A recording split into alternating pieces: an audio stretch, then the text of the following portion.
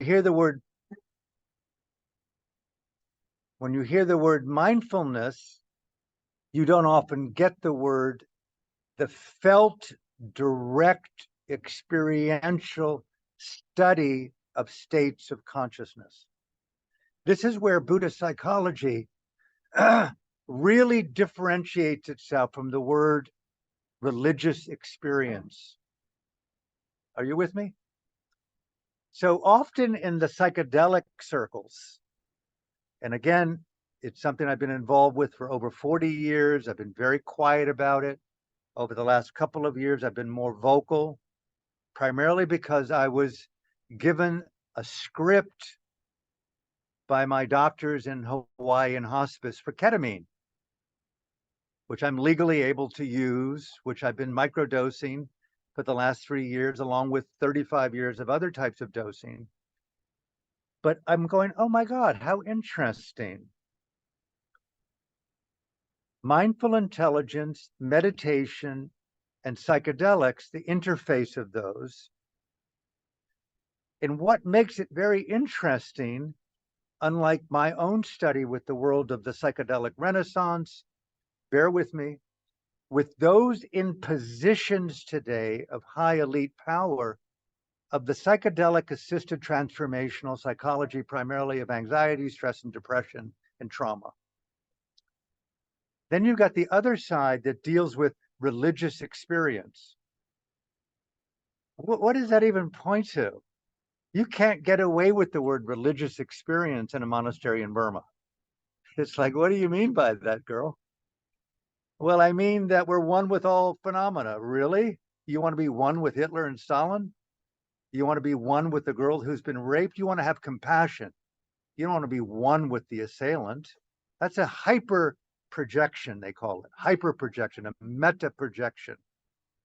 So the word mindful intelligence is the study of meta projection. Mindfulness is keeping your attention on the desired object. Are you with me? That's why mindfulness today is terribly inadequate as a concept to describe its function. And I really encourage people, oh my God, halfway through the opening, we'll open it up to questions. But where I've been trained, and I don't use the word training like I'm an expert. I'm not. I'm an absolute misfit from the West who managed for the serendipity of adventure and who knows what to find myself in the monasteries in Burma with incredibly compelling minds. And I went, this isn't Buddhism at all. I said, you got it. The Buddha didn't teach Buddhism. Monks and nuns don't teach Buddhism. What do they teach? They teach radical responsibility to your own mind. I go, wow, that's a concomitant dimension of the intelligence of the word mindful intelligence. Wow. And so what are you pointing to? It says, sir, I understand from conversations that we had that you were trained as an artist. You like music, you like painting, you like cinema, you like theater. Well, you've been trained in visual arts. Visual artists, if I'm not mistaken, I'm a monk, they use colors to paint with. And those colors are often put on the word a palette. Well, meditation and mindful intelligence and Dharma intelligence is the study, analogously, of the states of color in your own mind, analogous to states of consciousness. Really? Yes. And what are the colors of your own mind, they would say. Meditation is, this is a very another key phrase with Dharma in action, meditation in action. What makes meditation real is being a disbeliever of systems of thought. Radical, virginal open-mindedness is the basis of the integrity of self-responsibility. Whoa. And then it's the vocation of, hear me here, this is, again, I'm a real stickler with language, because you must be a stickler with language. Otherwise, we assume and collude with believed, projected upon definitions, which have nothing to do with perhaps the experience. But what is the direct, felt, experiential inhabitation of the state? So mindful intelligence functions to inhabit a state of mind rightly. You're with me? Mindful intelligence is seeing reality according to its own true nature.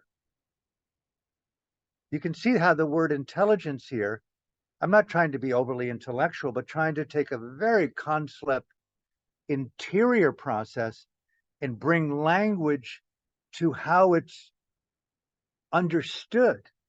It's the language of inhabiting invisibility. Okay? Why is it invisible? We can hear words through our ear. We can see each other through time and distance with our eye and color. We can touch each other on a somatic physical level. But where is consciousness? It's this invisibility that, if not understood, look at the world. Everything, my teachers would say, comes from consciousness. Every war, every rape, every violation, every level of everything is coming from an interiority, this primordial DNA, call it whatever we want to call consciousness. Meditation, mindful intelligence, Dharma intelligence, Dhamma intelligence is the experiential, felt study of invisible states of mind that can be known if you understand one quality: mindful intelligence. And that's what differentiates, I think, experiential Buddhist psychology, or process-oriented Buddhist psychology, which is a phraseology, a synonym phraseology for what's known as Satipatthana Vipassana Bhavana, the Pali word for meditation, or the shortened version of the word bhavana. I hope this is acceptable and you can hear what I'm saying and take what you can. We're going to open it up to questions, but I want to take this third installment to be as explicitly sensitive to how I inhabit the Dhamma, not to teach you anything. So I want you to overhear how I think to myself. And also, we've agreed now with the good folks at the Sentinel in British Columbia and northern Canada, outside of the town of Caslow. In August of 2024, we're going to do a 10-day experiential retreat where we're going to be, I want to use the word practice. I'm not fond of the word practice. I don't practice sexuality. I don't practice eroticism. I don't practice meditation. I inhabit the vocation of its beauty. It's sacred. And so the word practice diminishes the word sacred for me. And immediacy, if you know what I mean. So be very careful with your language. But the retreat, my only one of the next 12 months, will be to put these words into intimate, felt, living reality. Okay, so looping back, I'm going to end here in the next couple of minutes. What's some takeaways from this introduction? Mindful intelligence versus the word mindfulness. Begin to examine the difference and use the word appropriate to you.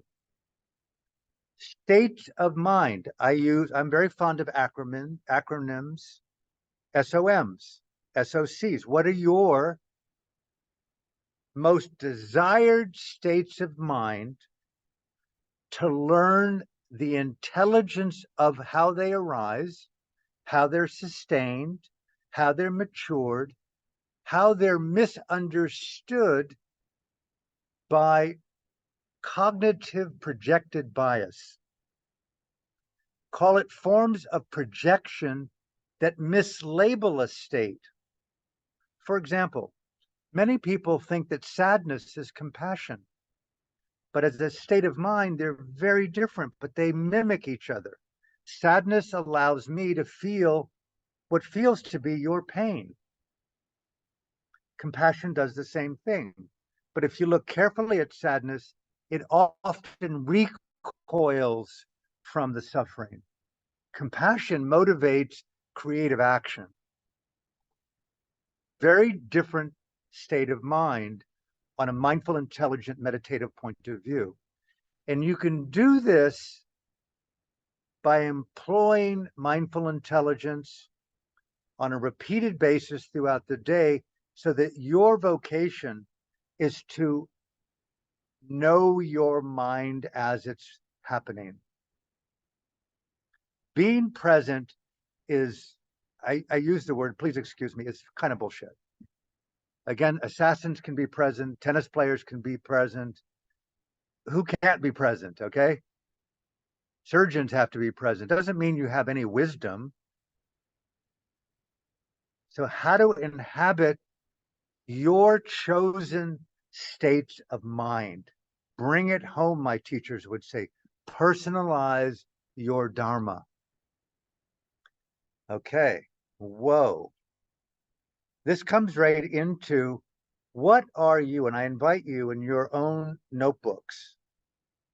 What are 3, 4, 5, 7, 11 states of mind that you are going to inhabit, study, and make the basis of your presence with your family, with your body, with your belongings, with your hope, with your dreams, with your love, with your fears?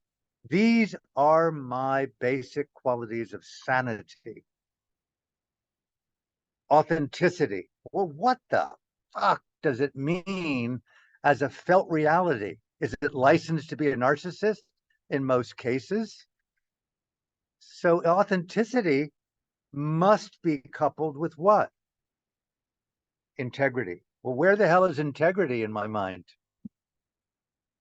What does it feel like? How do I know it to be true? Remember that phrase. How do I know it to be true? What does the word dignity point to in an individual? My colleague and I spent 10 years interviewing Burma's most noted former prisoners of conscience.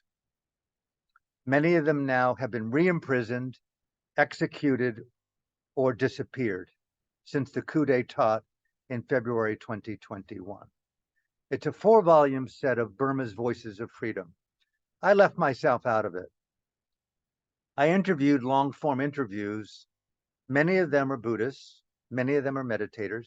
How do you survive 10, 20 years of isolation, imprisonment, torture, rape? Well, it's not easy, Alan. Often through humor, often through dark, biting, radical, gallows level of satire. But the bottom line was, we refused to let the iron bar define our freedom. Hear that? That's rad to me.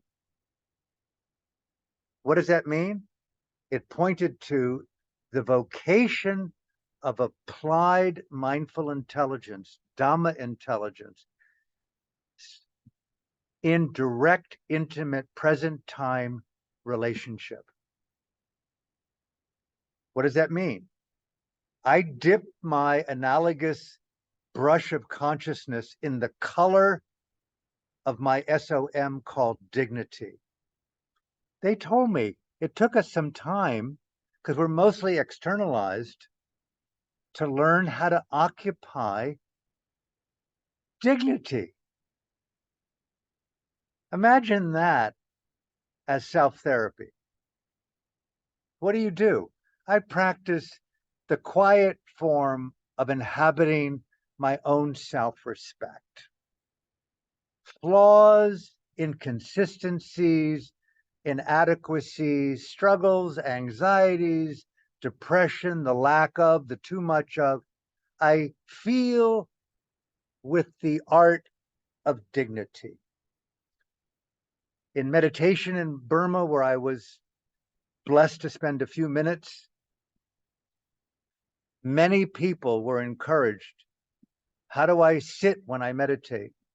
Take a physical posture that allows you the grace and the self-respect of inhabiting your own sense of dignity. Don't mimic a posture that looks like a full lotus because that's the best one, or that your back is upright. Inhabit dignity, walk with dignity, eat with dignity, listen. Alan, you sound overly religious, overly preoccupied. But when people look at the amount of money they spend on overcoming their inadequacies, their traumas, their anxieties, their depressions, if all you do throughout the day, when you're sitting, you're talking, you're listening to your child, you're being touched through consent by your lover, how well do you receive indignity? This is an act of self-respect. How do I bring that to present time presence? Authenticity with integrity, with dignity. Where's the word patience in our lives? How often we're annoyed, right? By almost everything that we allow ourselves if we're not aware of expectations not being met. So the grace of patience, as I was learning it in my practice, was the ability to coexist with complexity with the heart of wanting to learn from it rather than overcome it. What a graceful state of mind. So inviting here, where is your color on your palette called patience, determination? Who can say enough or a little about the quality of love, about generosity, about caring? These are about 7 or 8 different states of mind now. And I invite you, overcome your need to be religious. This is me talking to me, or belonging to the cult of your philosophy or your psychotherapy. And I'm going to start inhabiting my chosen states of mind. That's my Dharma. That's my mindful intelligence. And I promise to, and I got to have it in the first opening. How is this done? One of the most overlooked things I've seen in my 50 years of my own so-called journey, it's a mad journey, is how easy it is to do what we do to somehow fit in with an existing projected sense of other community or unrecognized cultural slavery, obedience. I do what I do to not be annoying, to not be triggered, to not be so seen as a maverick, a rebel, a misfit, a mad artist, all of which are cool to use as labels. But I've joked over the years, I'm sorry, but you think authenticity is rad? Be yourself a little bit more and you'll be sure to have less friends. No one wants you on the terms of you being you, telling the truth of your imagination, your erotic fantasies, your ideals, your craziness, your madness, your inability to be articulate, your fuck you, man, to yourself and go like, I'm gonna be myself. I'm tired of overcoming my inabilities, my flaws, my depression. Fuck you. You can't speak this way in society. You can if you're the Rage Against the Machine Don't Kill in Our Name, which is circulating around the world right now. He was invited on in 2009 to sing on the BBC, and they said, don't use expletives. And he goes on and on about don't kill in my name. And he says, fuck you, like that. And they cut him off the air. Well, where's your disobedience today? Not just talking about the madness of the Middle East or America or Canada and Trudeau's complicity with fascism, but fucking use your craziness to go mad on the landscape of truth. My last point, where is your commitment to fucking truth, man? Rather than collective obedience, to pay good tax dollars, Alan, to kill in my name, to overcome my trauma in a therapist's office with some psilocybin or some ketamine. Meanwhile, I'm in denial of how my 40% of my good income, making almost nothing, goes to kill people in Yemen, Iraq, Afghanistan, $7 trillion in my name to massacre. So it's like another quality on your palette is, what about radical self-questioning? My teachers were so fond that the calamity of the world is often cloaked behind good intentions, and the underlying state of mind, the SOM, is called moha, M-O-H-A in Pali.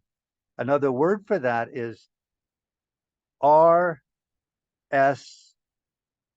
What does that mean? Radical self-deception. If only we took a collective pause right now, Mr. Biden, Mr. Netanyahu, Hamas, Hezbollah, all around the world, and said, what don't I see in myself that I should see? I think women know this about women and men.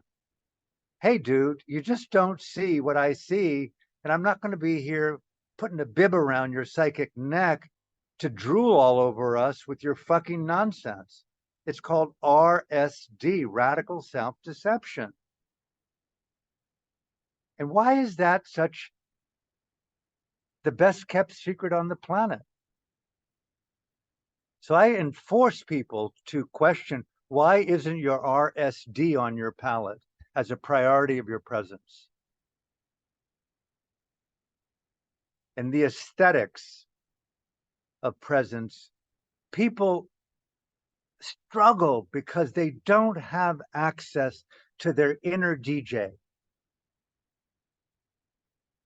Playing music that turns them on, regardless of who's dancing and how many. That, I love those artists who were in Berlin or in Amsterdam or in Melbourne in some metaphorical underground digital cave of their own denial, but they're playing music.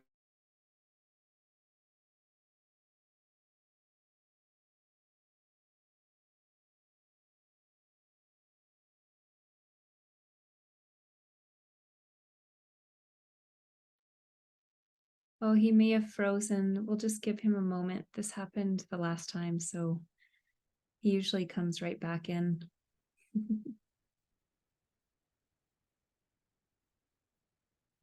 The Bali internet connection isn't the best, so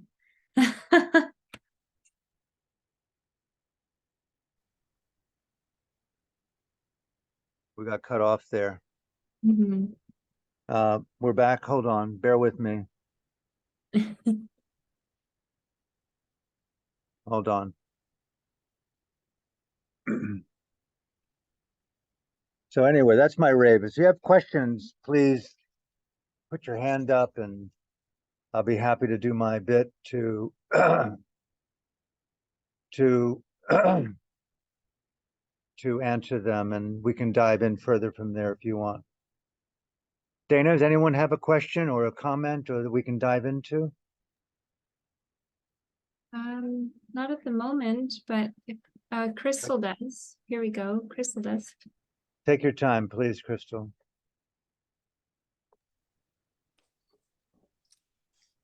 As I'm listening to you, Alan, Yeah, I really am following with you along that current of reaching outside of the box that's right. to go to some place that is very foreign to us, given how we've been programmed and turned out by the system. Right, nicely And said. and it really feels like it, for what we're facing now, and realizing how enslaved we are, this will take a kind of radical surgery to go beyond that box or that frequency fence to these other realms and states of consciousness that you're referring to. And I'm I listening. feel Go that, ahead. okay, I feel that's why a lot of healing or self-help modalities and spiritual paths are now obsolete, because we're being called to a place that we've never been before. And so it's uncharted territory. And I'm very much interested in that. And doing it through a lot of mystical or sacred, or maybe even call them radical art forms, to help unloosen the mind from its programmed state, to begin to activate liberation through sacred creativity, through the divine imagination, and through these different art forms. And also what you're speaking to with on the colors of your palette, and doing that radical self-questioning, because I feel that's really key, and I'm right there with you on that. So there's a question in there, or perhaps there's a, could you speak more to this line? Sure. I hear you. It's a very, from my humble opinion, very beautifully articulated edge that we're on. I feel that some of us are on. And I don't put myself in an elite position. But I will say that, looping back around to my own sacred country of Myanmar, my birth of my Dharma life, they were forced to integrate, Crystal, these concepts that I'm bringing forth in their own language into society, because, as you know, I've spoken about, but often overlooked, wherever the white man and woman went out of England, pretty much they did so with the decimation of indigenous populations and mass murder, or both, to state the obvious. Canada, Australia, America, perfect examples. But Burma was another great example of that, an occupying nation out of Britain for 125 years, from 1821 until 1948. And that was done at the behest of Winston Churchill's father, who was the Governor General of India in 1820, 25 or so, and decided to pluck Burma and give it to the Queen, and did so at the expense of 15 million indigenous people, systematically oppressed them, decimated them, and forcibly humbled them to be acquiescing to the white man's imperialism and genocide. And I've studied it very much in detail. I've been to the museums in England. I've spoke the language in Burma. I've been around the country hundreds of times. I know it inside and out. I'm not a historian, but I'm pretty aware. And people often overlook Burma's dictatorship, or series of dictatorials. I'm going to loop back to what you're saying. Series of dictatorships from post 47, 48 up until the present, to be the result of their, diseased culture, their inability to manifest democracy, their shaming of in ancestral wisdom. It's 135 ethnicities in Burma, 135 different languages in a country of 50 million people, the size of Germany or France or Texas. It's a diversity. Burma isn't just a nation, it's a diverse microcosm of the planet. Atheism, Muslim, Islam, Judaism, Buddhism, Catholicism, and Buddhism. And it happens to be the home in modern times of the mindfulness intelligent movement. And it's ironic to me that no one has spoken out about the genocide in Burma, especially Buddhist teachers. And it's fascinating to me the collective vilification of the people, including Aung San Suu Kyi, by many of the Buddhist elites in the world based upon propaganda. So it's like, whoa, my own country, led by a radical woman who empowers the divine feminine in a nonviolent revolution, brought mindful intelligence, Dharma intelligence, and meditation to the forefront of democracy and art, Crystal. Some of the greatest activists in Burma are the artists, the satirists, the musicians. Right now, it's being led by Gen X, and a lot of them are really into rad, Burmese-oriented hip-hop music. They refuse to be cowered by Big Brother. And many of you know that George Orwell lived in Burma, the seeds of 1984, and he has blood on his hands, by the way. He was part of the military oppressive unit of the country. And yeah, you can speak about Big Brother being one of the big brothers. He doesn't account for that. And it's very interesting to me to see Burma as this microcosm of, whoa, they disrupted the status quo where traditional modalities no longer worked. The monks and nuns aren't leading the revolution in Burma. It's the lay women. It's a matriarchal revolution. And not just the embodied woman, but the embodied principles, Crystal, of the feminine. And I've been a translator of this now for 40 years. This is not like me overlaying Westernism on Burma. And so we have, my point is, we have a long-standing example. I'm not saying that Burma is the only culture for that.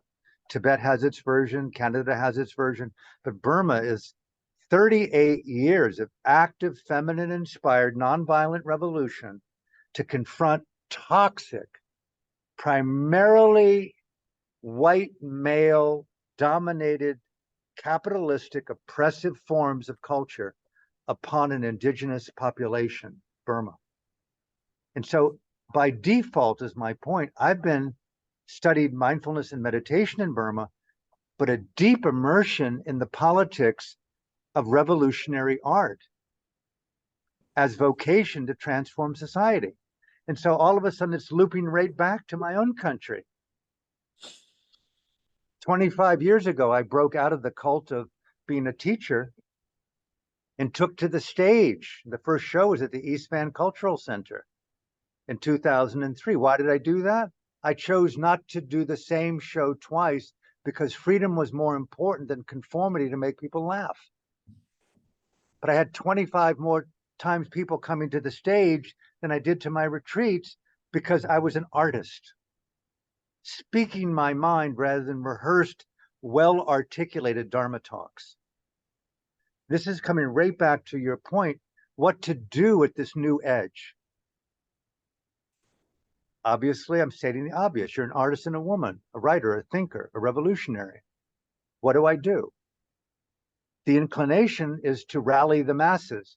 But I think the harder thing is, for me, is to do your own rallying, to take risks in your own daily, hour-to-hour existence, to break yourself as much as possible out of the box of collusion and conformity to small-mindedness. And how can I play big with often less money, less popularity? What is art that's more radical that I'm capable of bringing forth?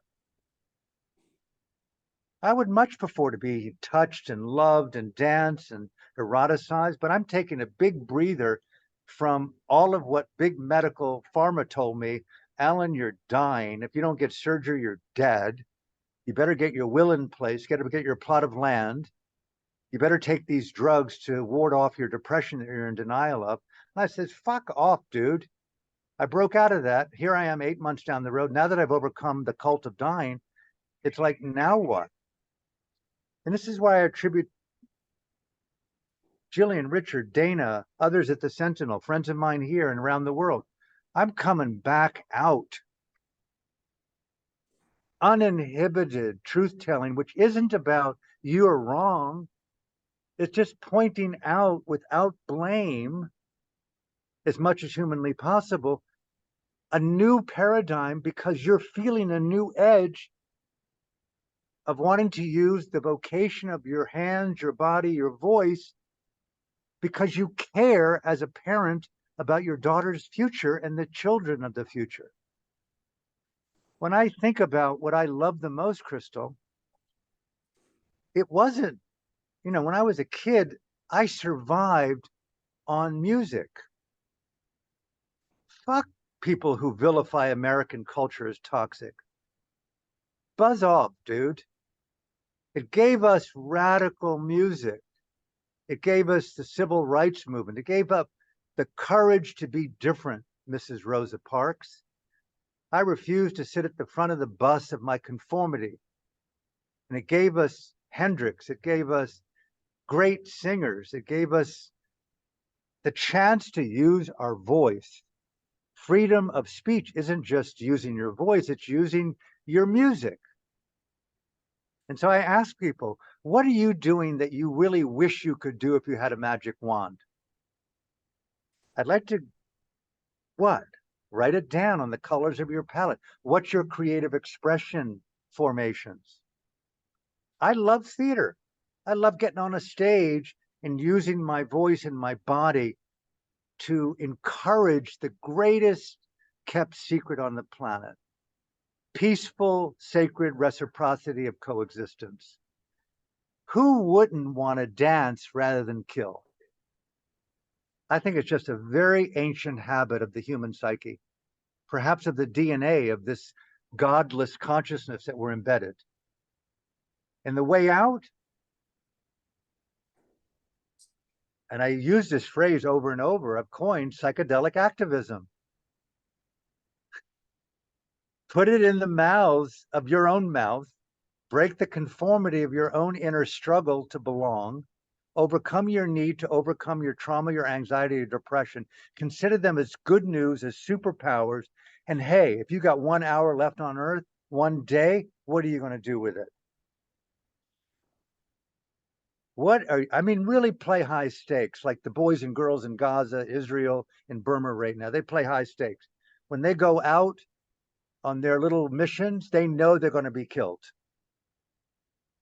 What are you going to do with the hour, the two, the day? But if you're going out as an artist, how many pages I've ripped up of incredibly articulate, Allen-esque, yet again, another nuance about the psyche in context. Bullshit, Alan. Say the unthinkable. What is it? Be clumsy, be awkward, be a misfit of your own articulation. And these are some of the things I'm documenting that are going to be very much fundamental to the retreat in August. And if you're interested in the interface of Dharma, mindful intelligence, and art, creativity, expression, breaking, I'm really good at breaking, helping people break from the conformity of their own adaptation to belonging. How many people are struggling in their depression because they don't really like their work? And it's not just re-envisioning the work to be more mindful of it. So you can go to a luxury retreat at the end of the year and pay $5,000 to refit again into conformity. It's like, how can I live my life as an artist rather than a spiritual practitioner? That's so 2 days ago. So the interface of aesthetics, bear with my rant here. Back in 1980, 88, 87, I don't know about you, but you ever had shame?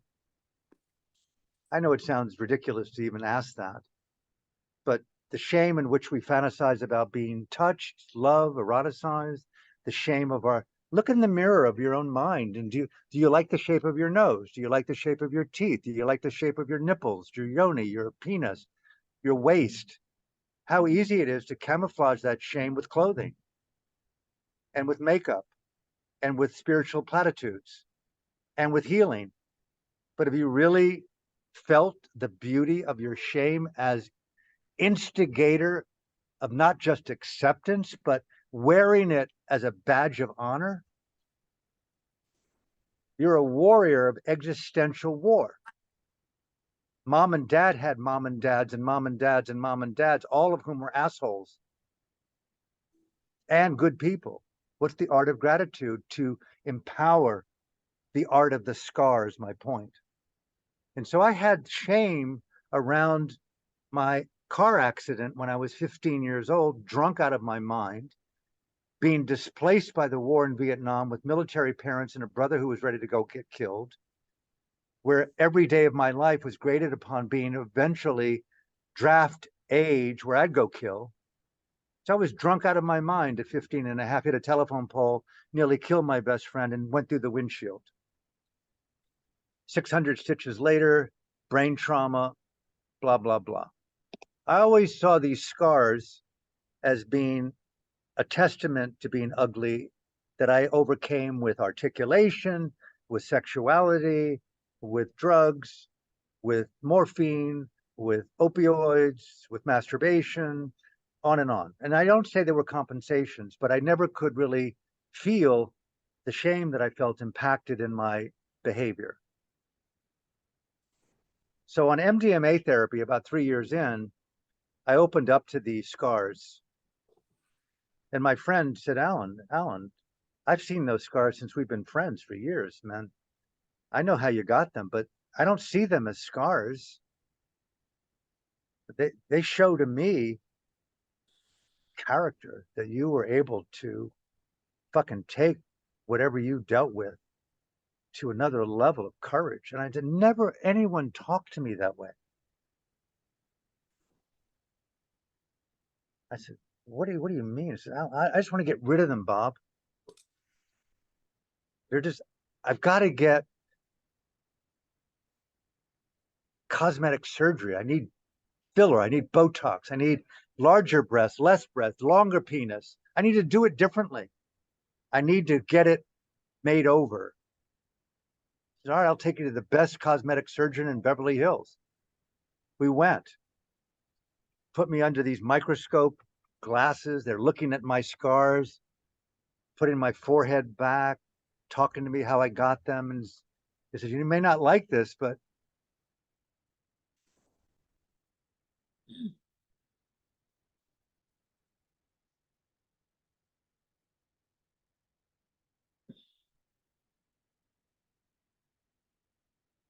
We'll just have to wait for him to come back again.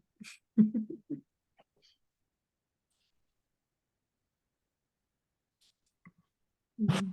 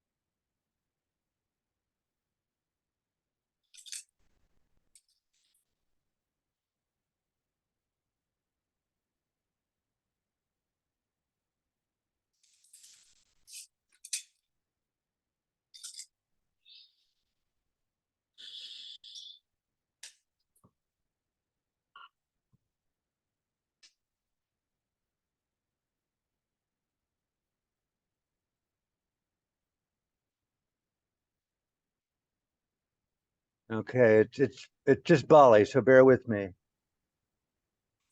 Anyway, I'm getting carried away with this story, Crystal, and so anyway, this cosmetic surgeon encouraged me to inhabit them with grace, dignity, courage, and beauty. Never had anyone talk to me about that. Not overcome my shame, but just displace it with a more immediate state of consciousness. And that gave me a lot of liberty to access my untapped creativity. And I moved away from the spiritual world into the Dharma world of creativity and art, and saw that personal aesthetics and creative uniqueness were very instrumental to my forward movement in the world of Dharma. And so I'm right back to, as Aung San Suu Kyi encouraged me, which is our revolution will be successful if each of us empower one person at a time, primarily yourself. Take it off others is a very important mantra. Take your story off others. Leave it on the stage. Leave nothing behind in the ring. Leave nothing behind on the field. Nothing. Take it off other. Reclaim self-responsibility as the grace of art. Learn your art, uninhibited art. It doesn't mean that you're not aware of your influence and impact on other. But that's a very different thing than doing it for other. You're not an entertainer with your art, with your literature. I'm a real believer that some of the best art, some of the best music is that this person on stage, they fucking believe that. They believed that music. That's why I'm a real believer in self-therapy. It's a cliched term, but it's like, you know, take it out of the clinician's office. Take it off of the next Wednesday at $200 an hour thing. You are your teacher. You are your guru. You are your artist. And it's right there. It's immediate, but it's an overlooked process because it's the commodification of our culture, the unrecognized collusion with toxic capitalism that's inhabited the psychological, the spiritual, and the psychedelic, and the meditative. It's like 7-Eleven retreats today. And the same thing with psychedelics. Yet again, another psychedelic-assisted training for a month, a year, or 3, or a lifetime, or 6. Yet again, all about loot. What about helping the individual to be their own shaman, their own teacher, their own guru, their own lover? I think it's going to catch on. But psychedelic-assisted activism and psychedelic self-assisted self-therapy will be the new paradigm because it's not only cheaper, it's more efficacious because you know yourself far better than anyone else in the world. Sorry, push over, girls and guys. You don't need to be trained. You need to train yourself. And it's right there. Meditation is self-therapy. Buddhist psychology is self-therapy. It's not dependency on the teacher as the psychedelic Dharma assisted training. Training in self-responsibility, not in obedience to the authority. There's no such thing as healing in Buddhism. There's no original wound in Buddhism. Those are all misplaced delusions, culturally sanctioned illusions. And I'm not denigrating them. I have a phrase that I use for myself: infinite gradations of everything. But self-responsibility is the heart of the artist. I find the good artist, the poet that's willing to not be seen or understood or recognized. So that's a little bit of my riff on that topic. I can go into it more, but we'll open it up to other questions if you have them.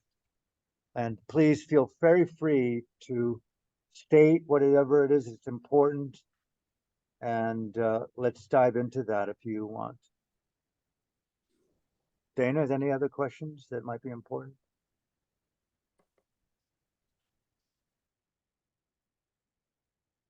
Or a topic within the topic? Well, Yeah. I actually have a question. Oh, great. Oh, Gordon can go ahead. Well, I was actually curious if you could bring forth an example of what you were sharing, these states of mind and to inhabit and to acquaint ourselves with. And I'm like asking for an example of like going into one of those and what that experience is like for you. So, you know, you had integrity and acceptance and authenticity and Well, self-respect. it's like, I hear you. It's like, Dana, you and I are talking right now, and it's like asking what's motivated in those words. Hmm. You and I are both speaking in English, and how did we learn that English vocabulary? Mhm. We were taught phonetics and syntax and enunciation, and we inhabited those ideas to the point where they became natural elements of an unrecognizable inner motivation and skill set that for the most part remains invisible. Hmm. Meditation and Buddhist oriented psychology is the systematic training of how you learn the vocabulary of states of consciousness to the point where you become more and more natural to these invisible enunciations that grace of God and Goddess gave us the capacity of lungs and oxygen and a larynx and a brain to intersect with the radiance of language. Without language, imagine us being mute.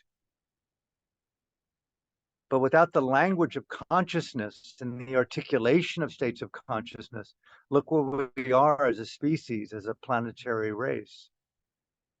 Look at war, look at rape, look at denigration, look at inequality, all from states of consciousness. And we can't, where are they? But they're everywhere if we had the learning on how to know them.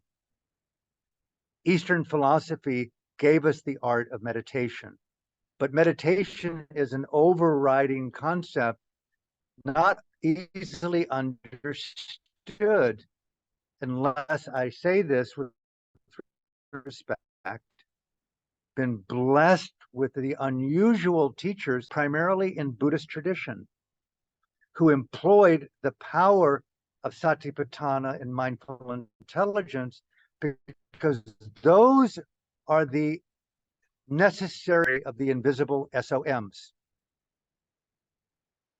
They teach you how to cognitively feel the vibrational frequency that's inherent in states of mind. They're frequencies, Dana. And on psychedelics, when you're sensitive, you can go, whoa, what precedes these words is the intention. And the intention is dipped in either habit or a deliberate occupation of an SOM. And those adepts, so to speak, are men and women who know their mind sufficiently to say, what I am coming from, they know to be true. It's authentic. It's got integrity. The Dalai Lama is empowered around the world to be a man of integrity. He knows the mind of compassion and kindness, so they say. Emotional intelligence points to the state of mind called adaptation, suitability, resilience. These are invisible states of mind that require the art of learning how to occupy. Where is resilience in my own mind? Where is patience? You're a mother. You've had to inhabit patience, but it's not always easy to know where it is in a given moment. Being an adept is knowing I have access to it when I need it. Look at martial arts. I'm not a martial artist, but look at the practice inherent needed to know how to put that into immediate action. You are trained. An opera singer, the range of voice, trained. A meditator in some of these ancient cultures that have access to courage not to violate when being violated, but to use your voice and your patience and your creativity, trained in states of mind.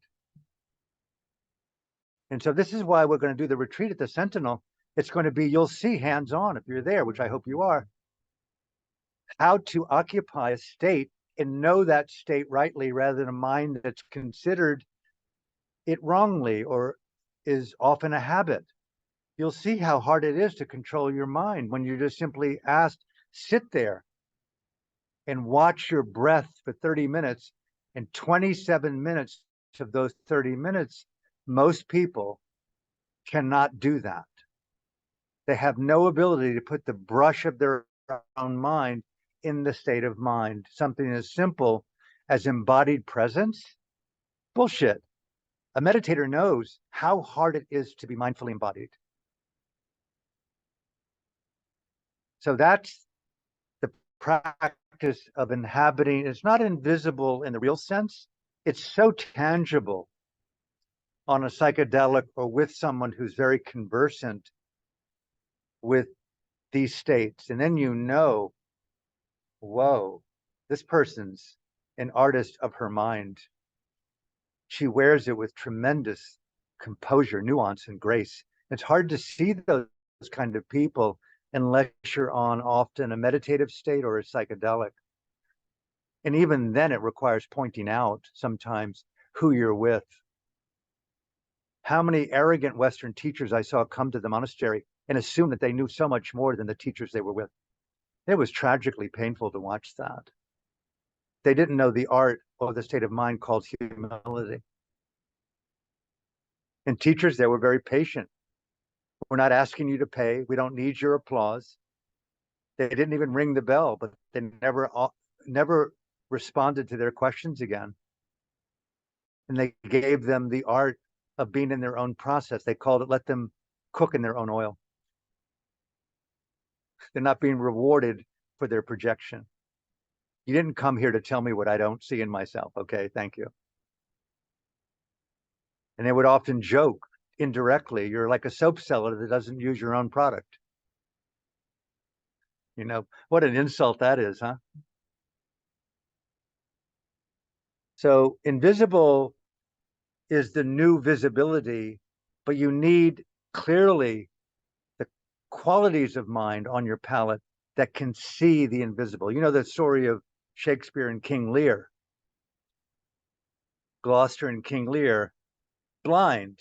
And King Lear asks, how is it that you see, Gloucester?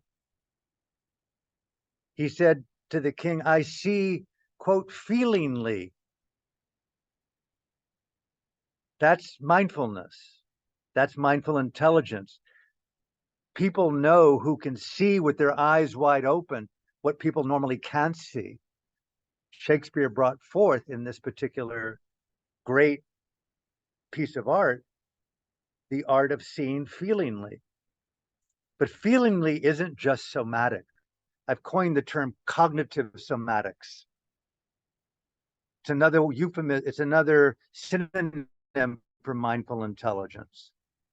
And I would encourage people to use that word, not just somatics of physical sensations, but cognitive somatics, the mindful intelligence of inhabiting a state of mind. That's the new edge I find that it's in culture right now. And so thank you for your question. But the retreat is all built, Dana, upon cognitive somatics. That's the centerpiece of World Dharma, the centerpiece of mindful intelligence. Other questions or things that might be important? I enjoy this last 30 minutes before we go into 2024 August. Again, to those of you who are there and participating, it's purposely a very small gathering, which isn't small, 14 people. I want it to be a unique process that we're offering it by application. We're not going to take everyone. You have to be suitable. There'll be Zoom sessions to talk with Dana and others and myself about the suitability of it. It'll be filmed as a prototype to be offered freely to the world later on. And there'll be mindful intelligence, meditation, and those who voluntarily want to experiment with the psychedelic, that'll be offered there. I personally will not be using it. I want to be completely natural in the state, but I'm very conversant with the use of it. And the people there who will be holding space, including Dana, are extremely proficient and professionals in long time holding of space, especially for those who are micro or small dosing of psilocybin and other substances. So that'll be offered optionally. Also, it's another element of deep nature. Deep nature.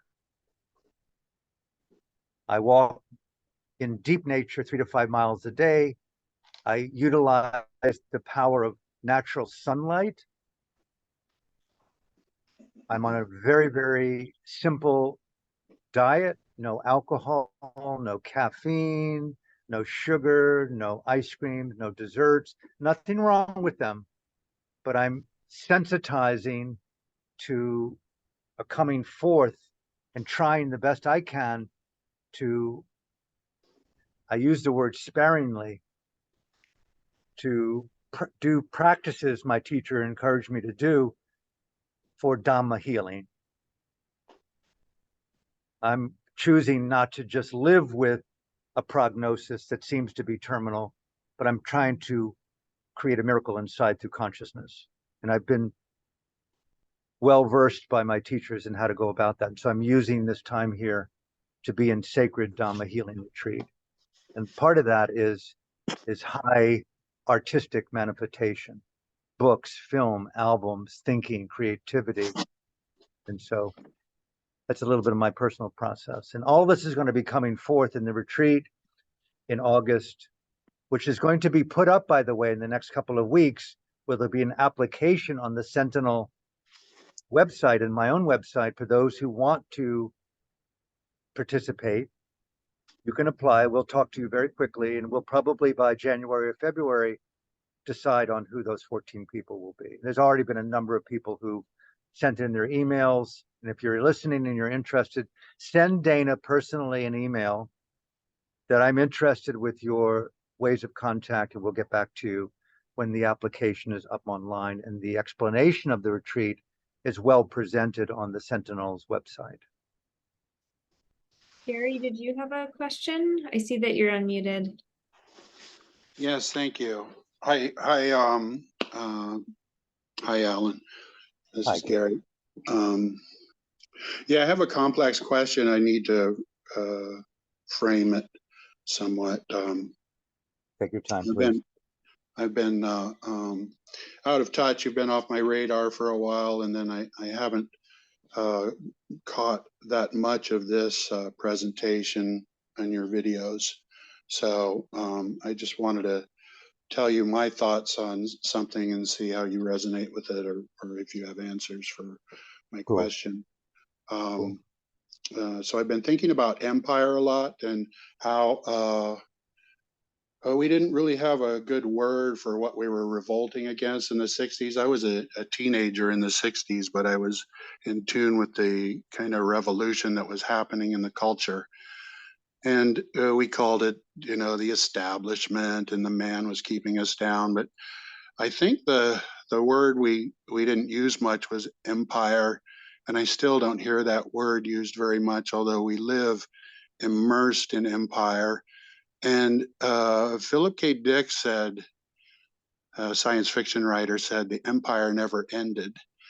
And I take that to mean that from the Sumerians through the Romans, who really perfected empire, through the British Empire, and now the U.S. Empire and the Chinese Empire, that we all are, to some extent, or almost all of us are prisoners of empire, and we grow up and we live and breathe in empire. And so the problem with fighting empire, and I think this is something we learned in the 60s, is that you kind of make the empire more real and stronger.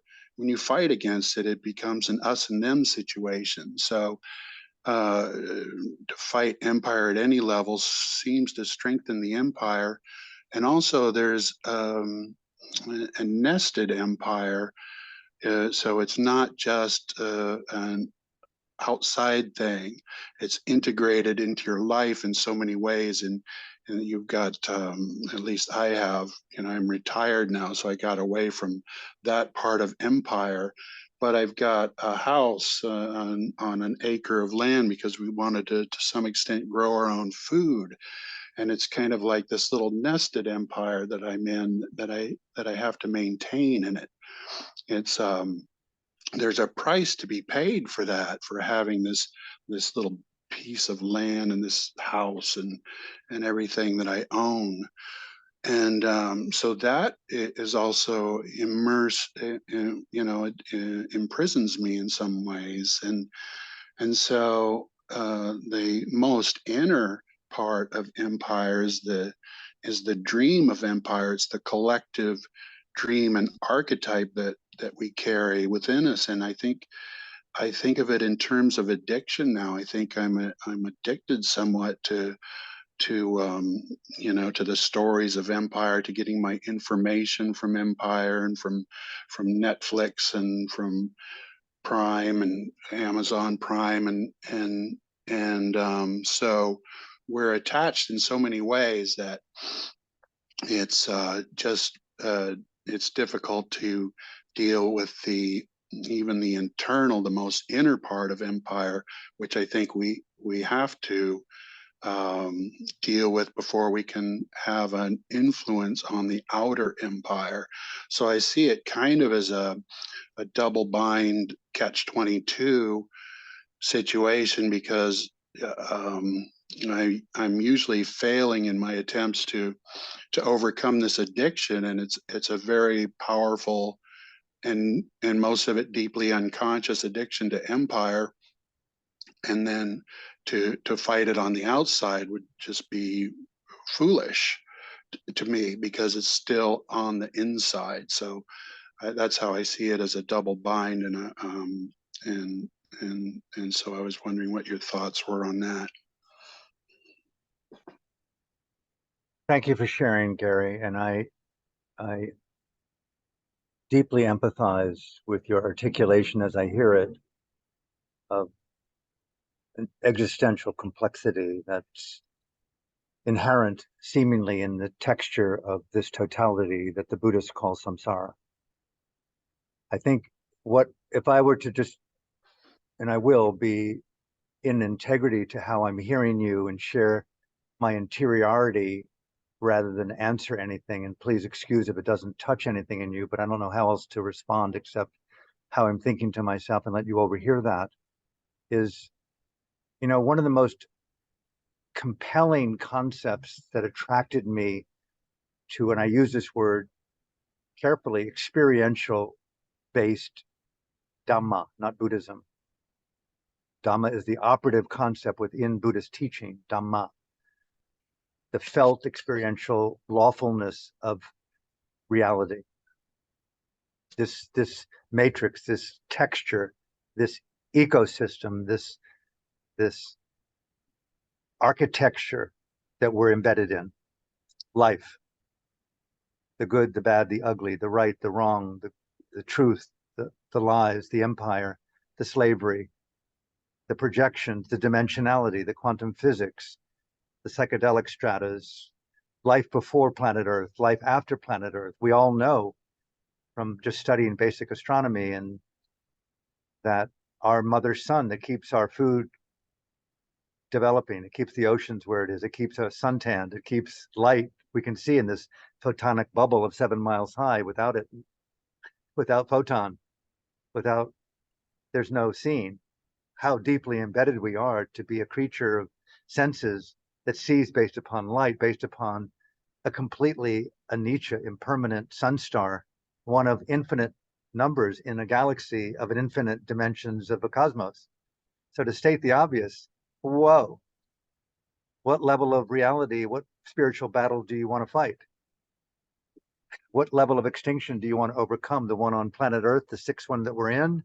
Or what about the one that takes the entire Earth? So you might argue on an existential level, it's a completely losing battle to place any emphasis on trying to confront empire within the texture of what the Buddhists call samsara. And bear with me, the word samsara, without a study of the word samsara, you're lost. No offense to you, Gary, or anyone else, but I can't have a conversation with someone personally who doesn't have an appreciation for the meaning of samsara. And what does samsara mean? It means infinite gradations of unoptional existence. You're born into this world and have whatever belief system you want, whether you're an atheist or a non-believer in rebirth. But guess what? It doesn't take too much LSD or psilocybin or ayahuasca to realize, fuck, your little 3-pound brain hasn't figured it out. I don't care what level of enlightenment you've got. It's like, this is an overwhelming situation. And yes, American totalitarianism cloaked as democracy is bullshit. I could crow till the moon goes back under the oceans. And whenever is there going to be peace on earth through the crash of empire? Read the study of history. Convulsions of savagery and massacre interspersed with moments of childbirth and splendor and beauty. We all know it. Dance, music, intimacy, it's interspersed. My point here, Gary, is the word samsara carries and embraces dimensionality of experience, but it's not framed that there's a beginning to it or even an end to it in any way of eternal peace. It doesn't mean you give up the fight, but without a recognition of the influence of the word samsara, you often take the battle to an unwinnable front outside. It doesn't mean that you don't commit yourself to revolution, but I've never found a more powerful revolution than the ones out of Burma, with a nonviolent, feminine-inspired radiance of keeping your Dhamma alive. That's why they called it a revolution of the spirit, Gary. First and foremost, to be revolutionaries of taking so-called down the empire, call it dictatorship or totalitarianism or patriarchy. One must commit to the revolution of the spirit, meaning you must engage how to overcome your own fear, your own ignorance, your own anger. And then you are successful in your revolution. Take the outcome off of them coming down and you going up. And I can't emphasize that enough to people. I've been in the front lines, and I say this very sparingly. I'm no hero, and my times in war zones have been brief, from 3 months to a couple of years, but I've studied the pathology of violence up close. I've been friends who were monks in a monastery that gave up the robes to fight in war, in genocide, to overcome. I'd rather be murdered than to be murdered. My first book was Burma, the Next Killing Fields, to be in the front lines of a genocide. Yugoslavia, for the final year of their 3-way genocide, the pathology of violence. And it comes right back to it. It seems like a helpless thing to say, Gary, but I cannot emphasize enough for making and encouraging people, make haste with your vocation of coming out of the, and I say this sparingly, of the addiction of overthrow. And be surprised at creative expressions of artistic challenge and satirical comedic levels of artistic poetry and music. When you bring it home, take it off other. Let the system right now implode.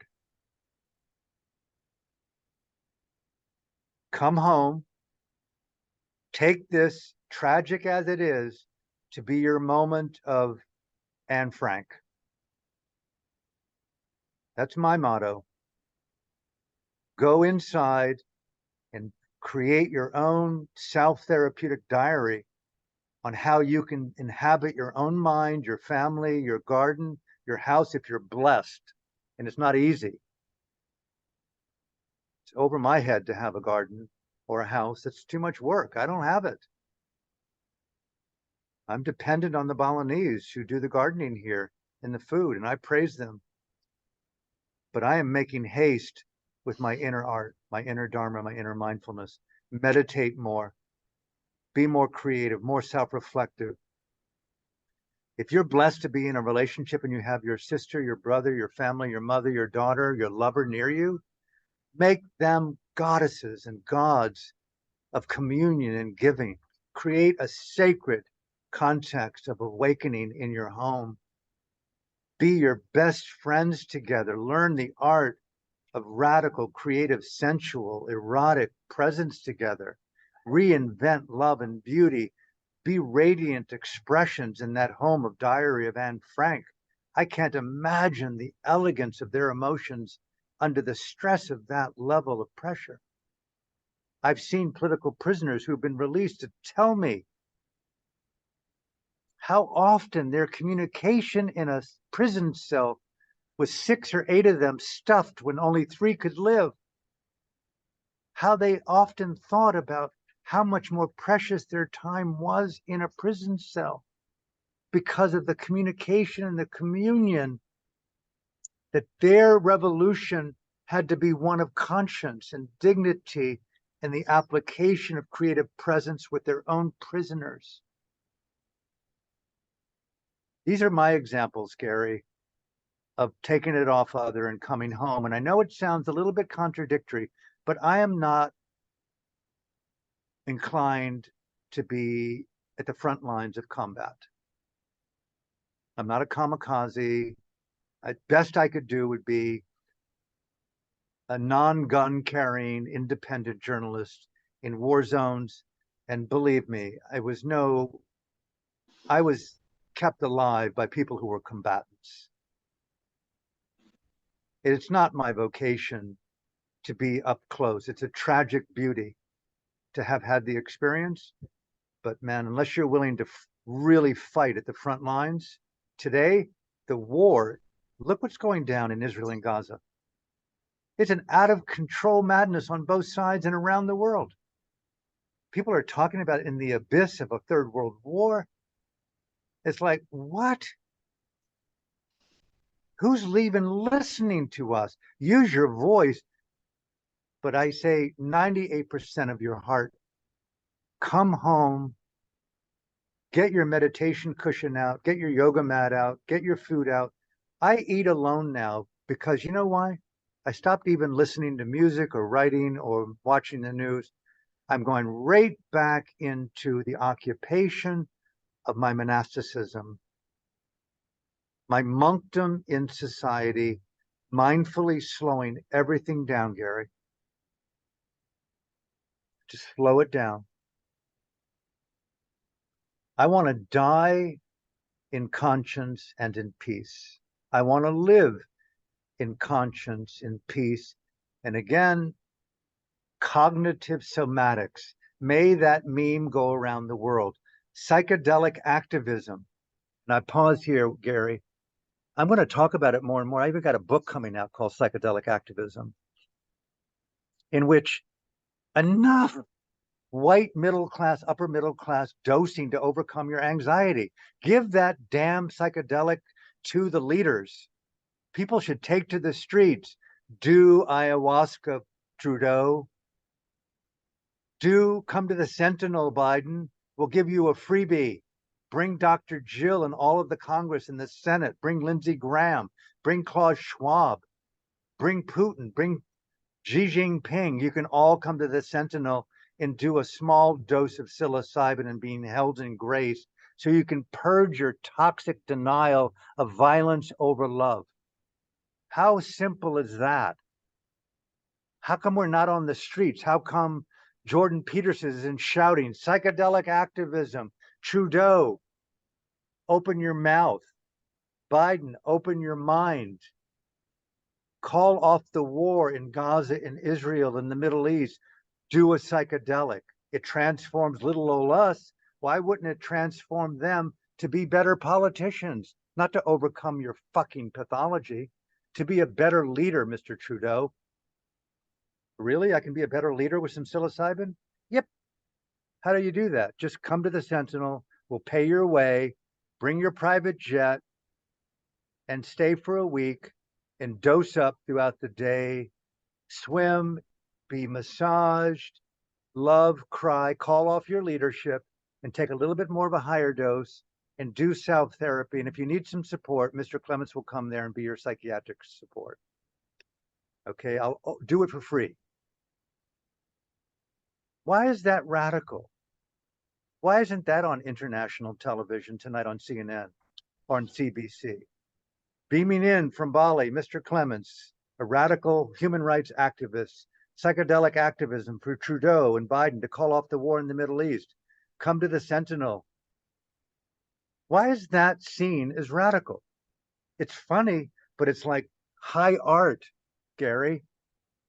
When I first did acid about a year before Jimi Hendrix came out onto the scene, and I did some acid one night, and I walked into a party and I heard Hendrix for the first time, and there was something in the psychedelic mixed with that music that just know what it turned me on to? It wasn't Jimmy.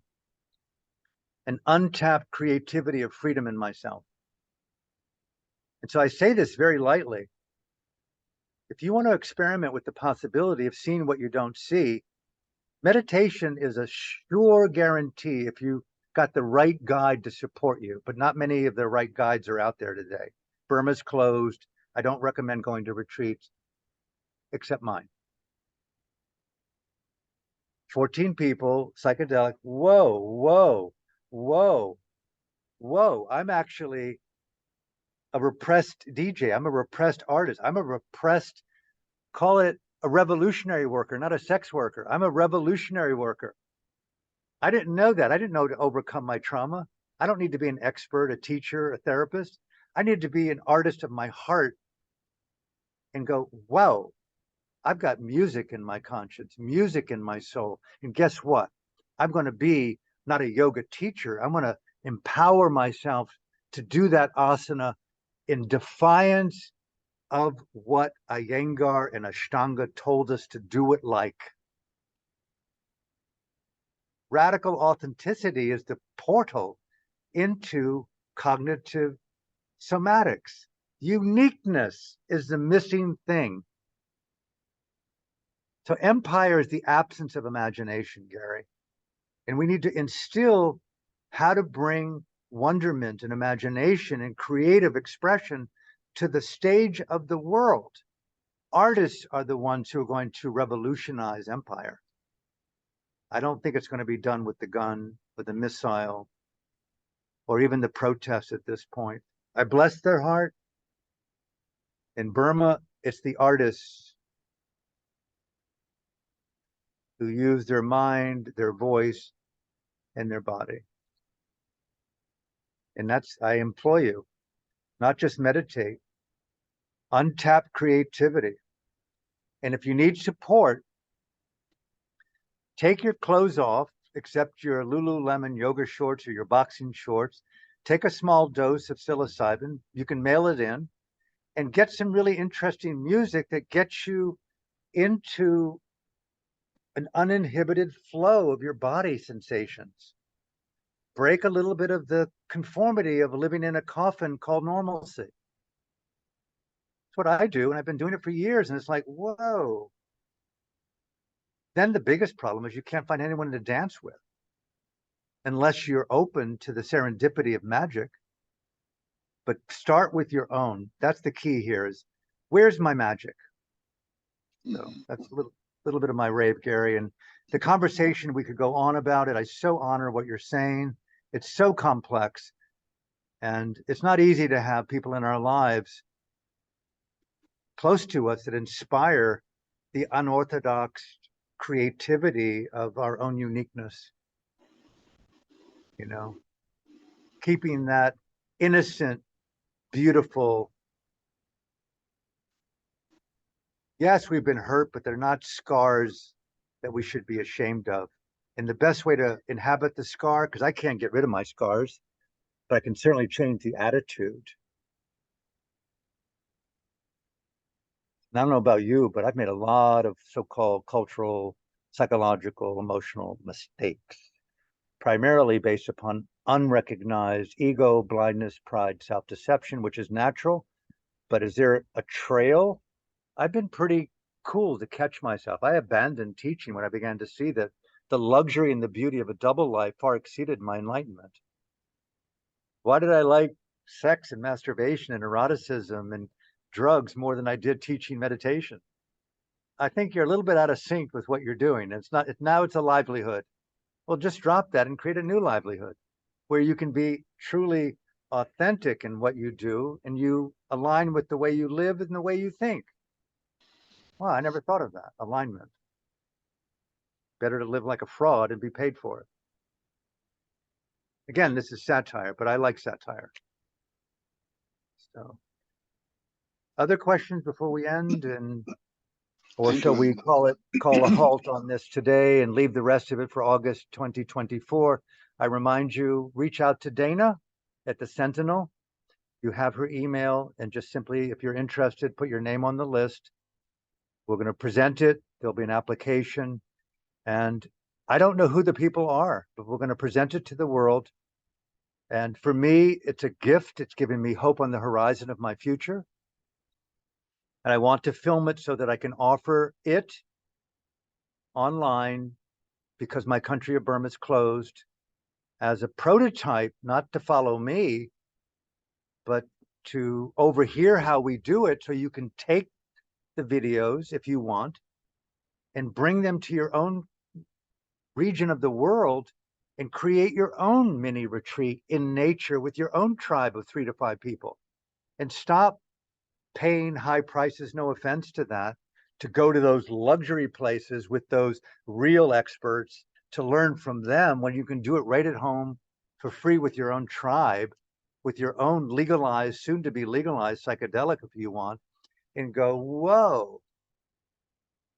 And just an augment to these other elite retreats, which have certainly outpriced me and my friends, except for the Sentinel. They offer things that are very unique, and there are very few people that do that. Burma offered retreats on Dana.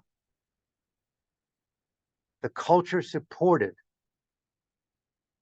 free offerings to allow people from all sectors of society to come to inhabit cognitive somatics, which is another term for mindfulness practice. It's not Buddhism. I'm not a Buddhist, by the way, if you're interested. Not a Buddhist. And this retreat is not about Buddhism. Not into that. I'm into Dhamma and things that I've learned from many systems. I call it world Dharma. And our teachers are ourselves. Our fingerprints are unique.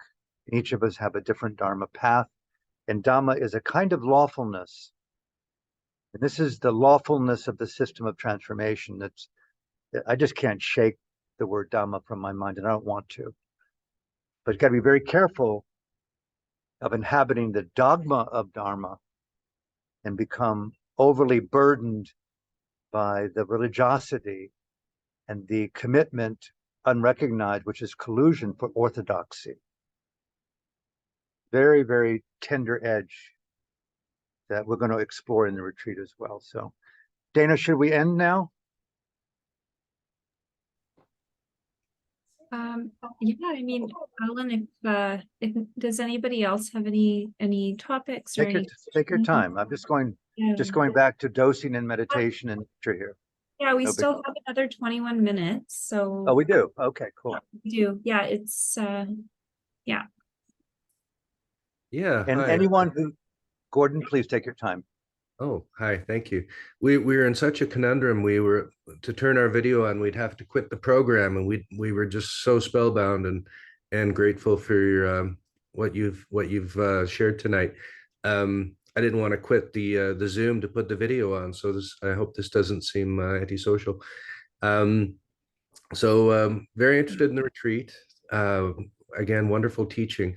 Wondering, in the time that you have, if you were able to comment a little bit more about the near future of psychedelics. I'm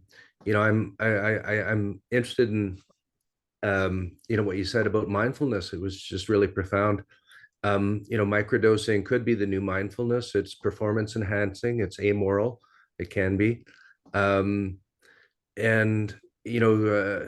my partner and I, Natalie, we're getting further into the field, and yet it's becoming a more complicated place, and yet more people are coming to it. So maybe as you're recommending that some of our leaders should perhaps dose more.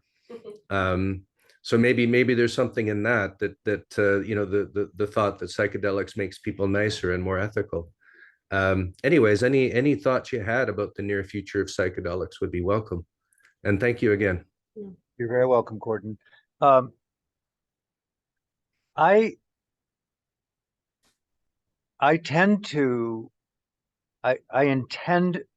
to speak more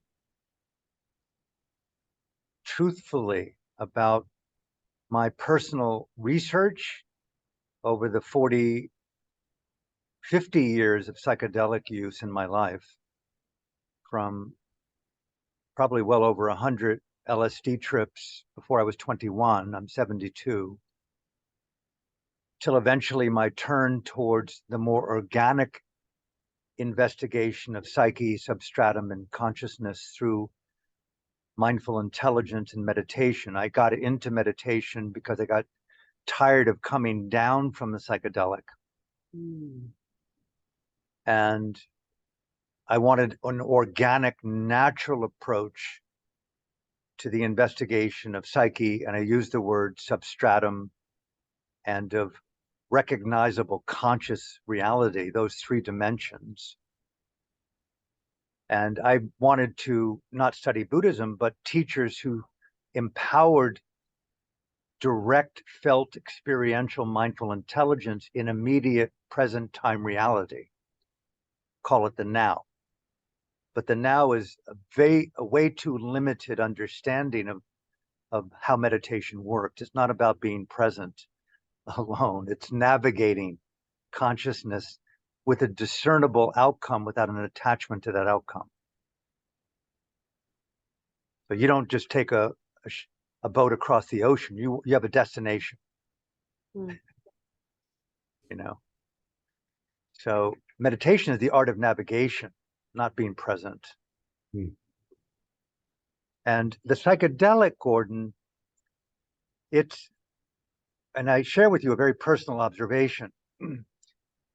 Post-monastic life, I got very actively in the 80s, and I was introduced. I was a neighbor with, you might know the gentleman. I don't know which country you're in, but John Perry. He was a psychiatrist. He was after Carl Jung had passed away in Zurich, became the president of the Jung Institute, John Perry. Then he came to America, lived in Larkspur Canyon, where I lived. I came after him, obviously, when I left the monastery, and I had a home 2 doors down from him in the canyon. And he became a mentor of mine in the study of madness, which he was most known for. And like the psychiatrist R.D. Laing, who coined the term insanity as a sane response to an insane world, John was a forefather of that concept, that madness is often an incredibly elegant response to the insanity of culture. It's not a new concept, but got to be very careful with the word culture, because there's also the word conditioning about culture. So John was a mentor, and he had a soiree every 2 weeks, Gordon, in which Terence McKenna came, who was a friend of mine, Alexander Shlogan, the so-called the father of MDMA. He was a neighbor, and he came frequently, a friend. And I got actively involved in MDMA psychotherapy in the 80s. And for 5 years did that. And every session that I did was taped. Still have the tapes. It's been transcribed into a book. It's not been published. And I did it often with one of my beloved friends who's passed away, Robert Chardoff, most known for being the producer of all the Rocky films, but he brought mindfulness to Hollywood. And I was one of the first people that led retreats at his mansion in Malibu in the 80s. And he brought, along with some of his colleagues, including Terrence, psychedelics. And so I was involved in the MDMA self-therapeutic research model in the 80s, then went in to another long period of abstinence. And then in early 2000, I got actively involved in the use of microdosing, which is not often used, with DMT, 5-MeO, 5-DMT-MeO, for several years in Vancouver, where my partner at the time, colleague, and another friend, we did thought experiments for the better part of 3 years. We also recorded those 3 years of sessions, maybe well over 100 trips on DMT and MEO. So all of my research has been self. Coupled with that, microdosing here in Bali for 4 years, off and on where I lived in the 80s, psilocybin. More recently, the last 3 years, and I mentioned this early on, I'm not sure that you were in, I was given by my doctors in hospice ketamine, which I knew very little about. I never had done it. And so I was given nasal script, and the next thing you know, I was like, wow, how interesting. The very first nasal injection I did of that at my nostrils, I stopped drinking wine. I went, what in the fuck? I wasn't a drinker, but it was like, I've returned a couple of times, but I stopped again. The next thing you know, I'm not like, sugar sucks. And I began to think of the sirloin that I was eating, and I kept seeing, the more microdosing of ketamine that I did, I kept seeing that this actually was an animal. I know this sounds really crazy, but I began to see the cow with its calf and the love that they shared. And I said, I'm eating you. And I couldn't do an indigenous story on it, like you got to learn how to kill what you eat. It was like, I want nothing to do with something that sees me as animal, that kills me mindfully and eats me for dinner. I don't want to be part of that paradigm. I want to think out of that box. And so the psychedelic, Gordon, went, whoa. Then I began to study more and more people. I met a woman in Vancouver who was very prominent in the ketamine field, beautiful mind, some of her colleagues, and I met other people. Jillian and Richard, old-time friends of mine, very connected to the psychedelic work in Canada and around the world. I began to ask more and more questions and listen to more and more thought leaders. And so it brings me into the psychedelic renaissance. And my research, Gordon, which I'm going to share at the retreat and a little bit in these sessions, is I'm very, very sensitive to the good, the bad, and the ugly of the psychedelic. And it's not the psychedelic alone. I don't know who coined set and setting, but you damn well better be very careful with assuming that the psychedelic is going to heal anything in you. Mm. And I could go on and on about that. And I have taken meticulous research, Gary, both on film, on audio, and written. And I've got a book coming out, Psychedelic Activism, on my self-research and with my few friends, where we've experimented and filmed ourselves talking on it about, and I get into places that I would not want another person to get into without deep mindfulness intelligence training. And even so, and I'm not aware that it's the psychedelic, or is it my inner setting of my proclivity towards esoteric Buddhist principles. And I was saying to Dana, that when we've been talking off camera, about this issue of neuroplasticity. I know you know that term, Gordon, right? Mhm. And and and especially with the psychedelic, but especially with ketamine, which stays, the neuroplastic effect of it stays 5, 6, 7 days longer than in your blood. In how you can, so-called, to use an AI term, prompt plasticity is both brilliant and terrifying. Right. Hmm. Because you can go, I do micro amounts of the ketamine. I know it really well at this point. Super small amounts. And I get into prompting on specific states of mind. Gordon, bear with me. And I go, oh my fucking God. I go from 0 to 10,000 feet altitude in 1 minute on a small amount that's a higher dose than a high dose of acid. And it's about setting and plasticity and the mindful, intelligent expansion of plasticity. Even though it was prompted by a wise prompt, it takes you into a territory that isn't some kind of groovy religious experience. It's not a bad trip either. It's classical wisdom in the progressive insight in Buddhist meditation.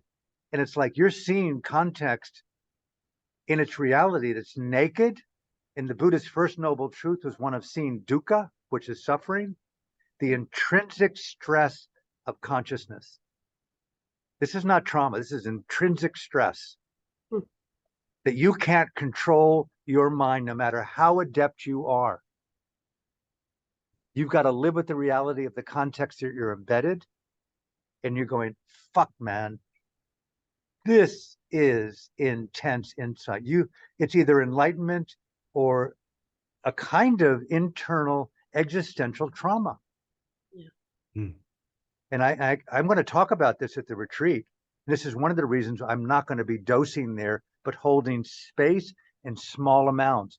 But the plasticity, the deliberate engagement of plasticity, which is often thought of as some brilliant, beautiful thing, neural pathways and blah, blah, blah, blah.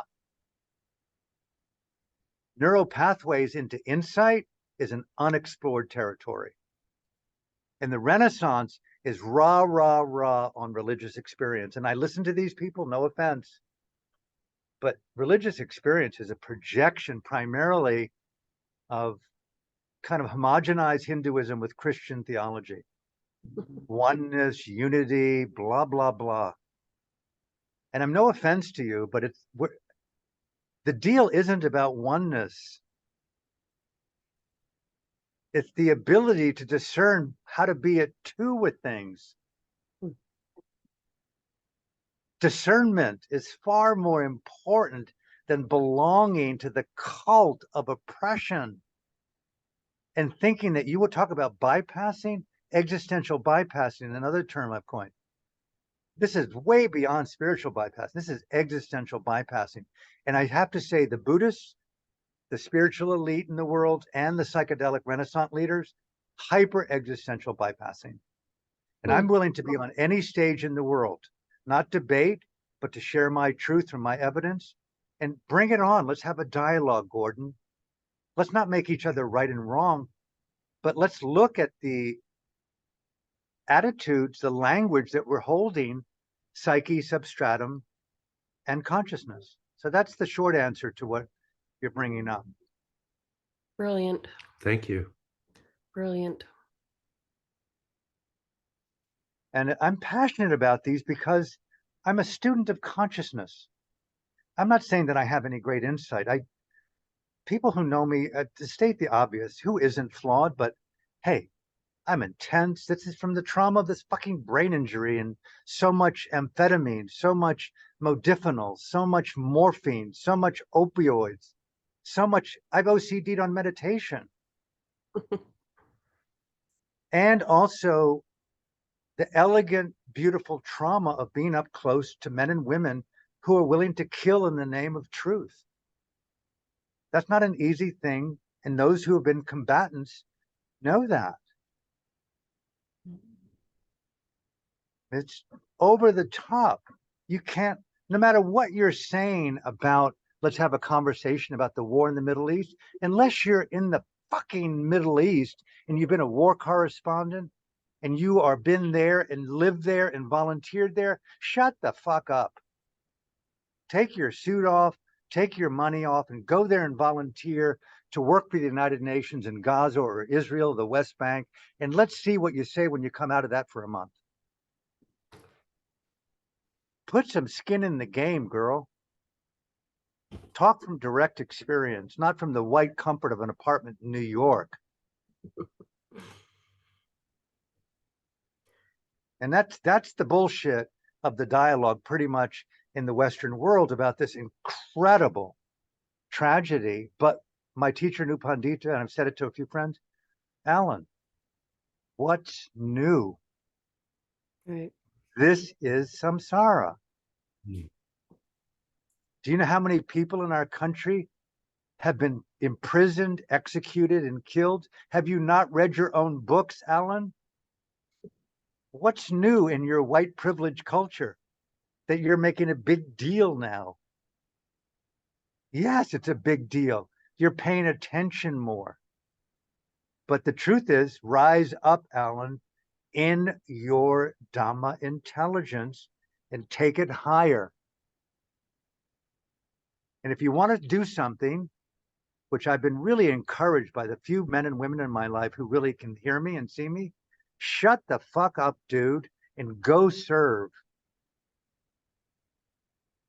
The best evidence of your discovery is to go volunteer in a refugee camp or an IDP camp, or to be there as an independent witness, not a journalist, and see firsthand.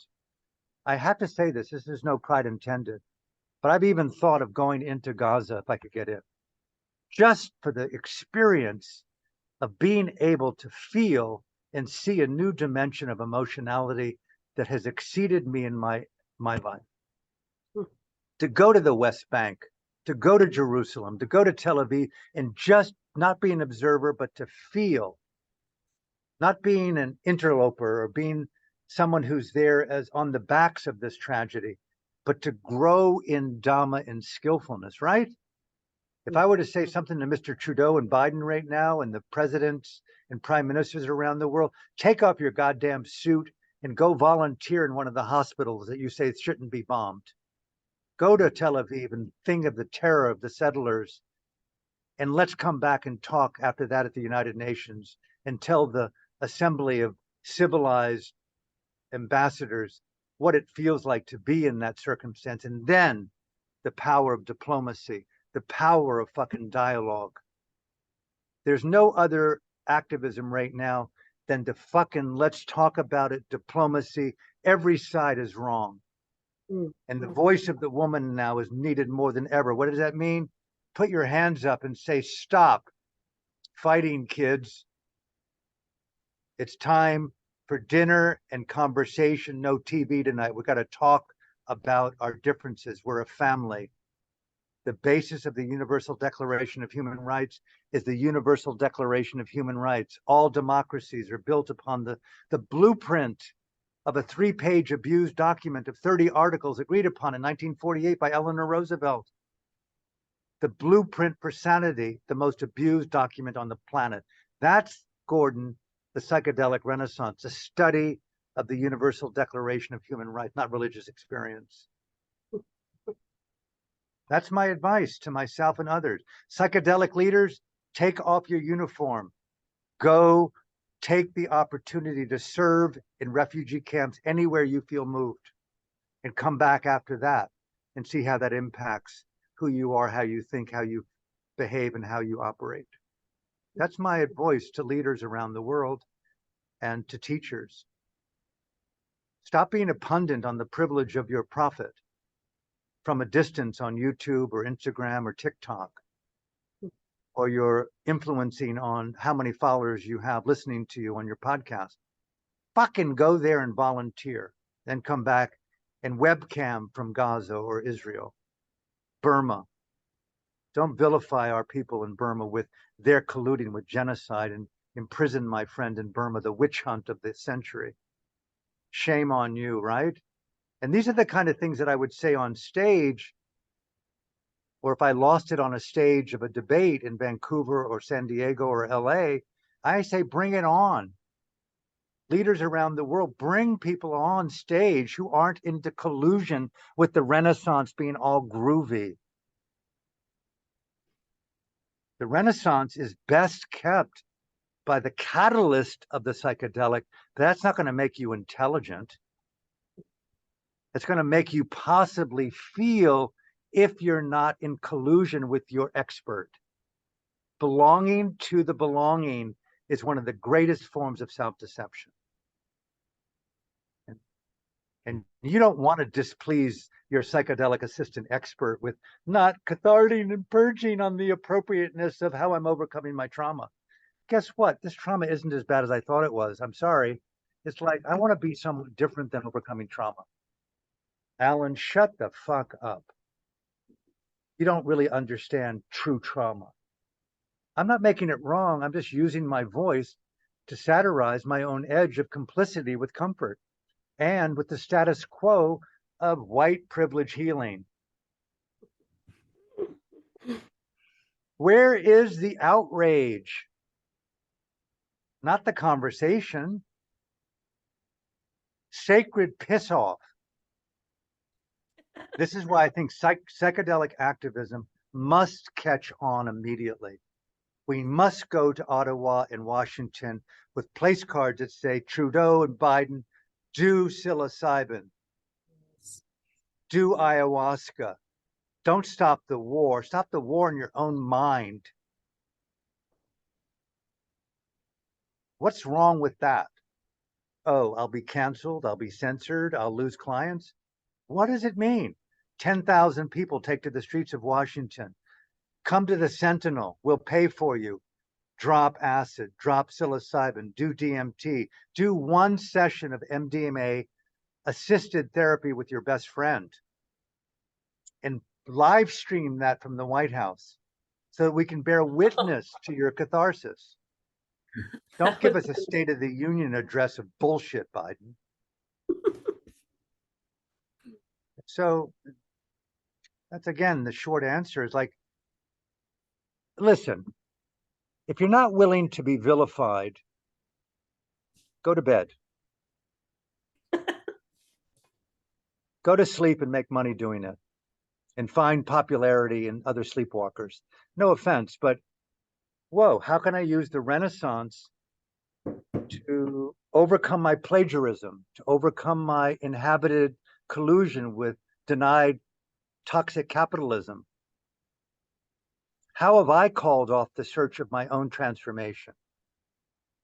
How am I not using my own medicine? How am I just walking my unable talk to sell more books, to look at my ranks on Amazon without anyone watching? How many likes and swipes and views have I gotten without telling my next podcast of my expert truth? You're a commodity. You're an influencer by numbers. Take off your suit and I don't know.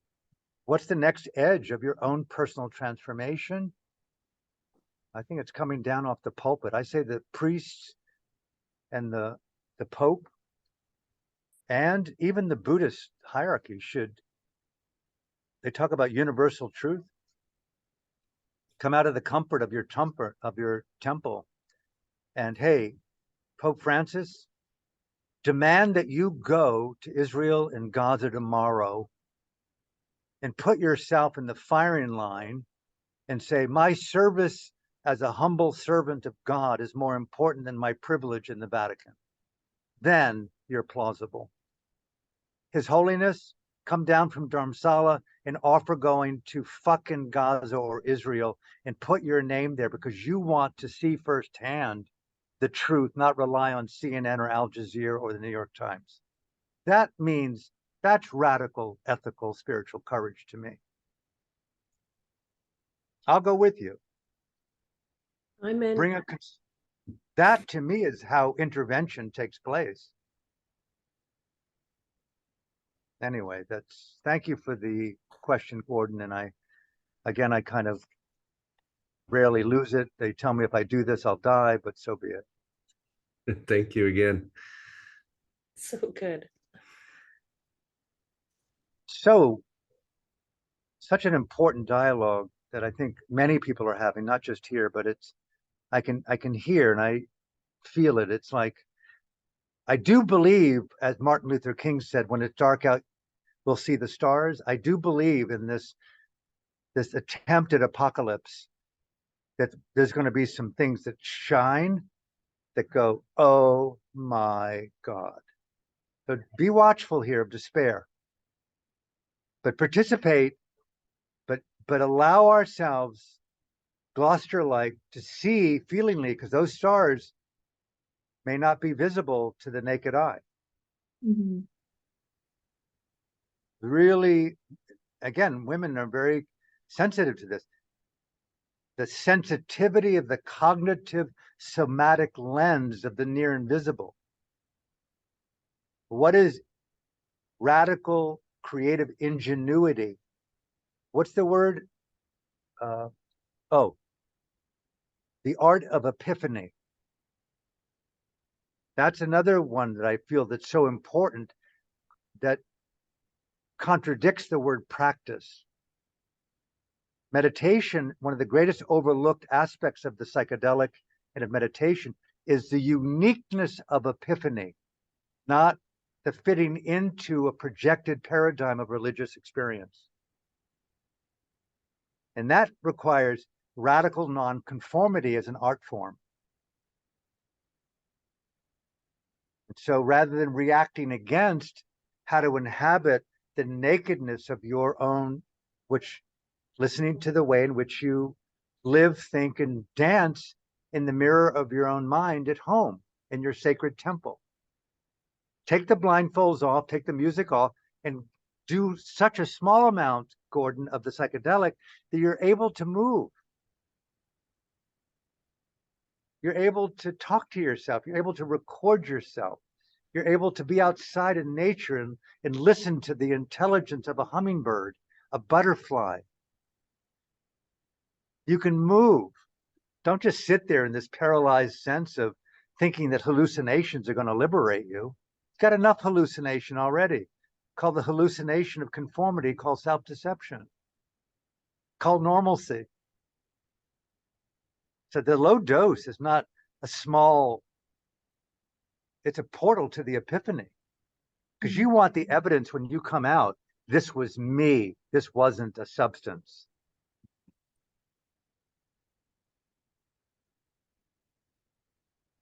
That's very crucial for me. Just enough so that you take the substance story off the experience. So microdosing as a cult is clearly a cult right now, no offense. But dosing, the evidence of the intelligence of dosing, for me, is in the absence of its use, not in the frequency of its use. Mm-hmm. Very crucial point. The success of meditation is in the absence of the retreat, not in yet another retreat. My teachers in Burma called it the cult of the meditator. And you don't hear Westerners talk about that, but that's a term that he coined. The cult of meditation was a Western concept because it's a commodified form of a beginning, middle, and end to do it again. And the more you do of it, the more likely you are to go deep. You can't get into a teacher training unless you've done 20 10-day retreats and 3 to 6 3-month retreats. In Burma, that's laughable. You don't meditate because you do it over and over and over again. You do it to inhabit the wisdom of it. And often the best kept secret is the best place to discover wisdom is in living, not in retreating. Non-dosing rather than dosing. And I don't know who, was it Gary that used the word addiction to confront empire? The addiction of the psychedelic is so inculcated right now, they call it a renaissance. Mm-hmm. Sorry. And I've seen people say ketamine's addictive. And I have to be very careful. Can I stop? Stop. Do I miss it? No. Because it's been more and more the mindful use of it while I use it to overcome that. And I've got really terrible oral fixation habits. The same thing with psilocybin. It's like, whoa, whoa, whoa. Absence is wisdom. And again, coming back to the concept, what does the word epiphany mean to you? It means spontaneous, miraculous, life potentially transforming insight about you in context to the ones, your beloveds. The evidence of your wisdom is how well do you live and give and feel in the essence and the intimacy of those few people that are gifting you their bodies, their time, their presence, their vulnerability. I close here. And this is a very new area for me, which we're going to bring up in the retreat. And I haven't been able to formulate it right now, is the word reconciliation. And I know it's a popular concept, but I feel personally, I don't know about you, it's one of the most bypassed concepts. Because almost everyone I talk to off record has legitimate people in their life that they don't talk to anymore. But yet they empower reconciliation with those ancestors that we trampled upon. But when it comes to their elite 5 or 6 that they legitimately have written off, primarily former lovers who never behaved according to the separation pattern that was acceptable. And I don't know about you, who in your life are you estranged from? I would say on your palette, reconciliation, but I'm never going to reach out to them, but I'm going to talk to myself about them. What prevents me to include them in my heart of non-write-off? And God forbid you ever reached across the divide of legitimate separation. Well, they wronged me, they trigger me. What about the spiritual courage to, as Nelson Mandela became such close friends with his jailer? The Dalai Lama used the term of the Chinese who committed genocide, my enemy, my friends. In Burma, the art of non-demonization of the enemy who raped our daughters and imprisoned and tortured us. I think one of the greatest gifts that we can give each other is for Netanyahu, the leader of Hamas, Biden, Putin, Zelensky, the prime ministers of other countries, Macron, Trudeau. What a gift to the world of saying, let's talk. Even on Zoom and Skype, and let's just beam that conversation of unlimited hatred for each other to the world. At least we're not going to legitimately kill each other until tomorrow.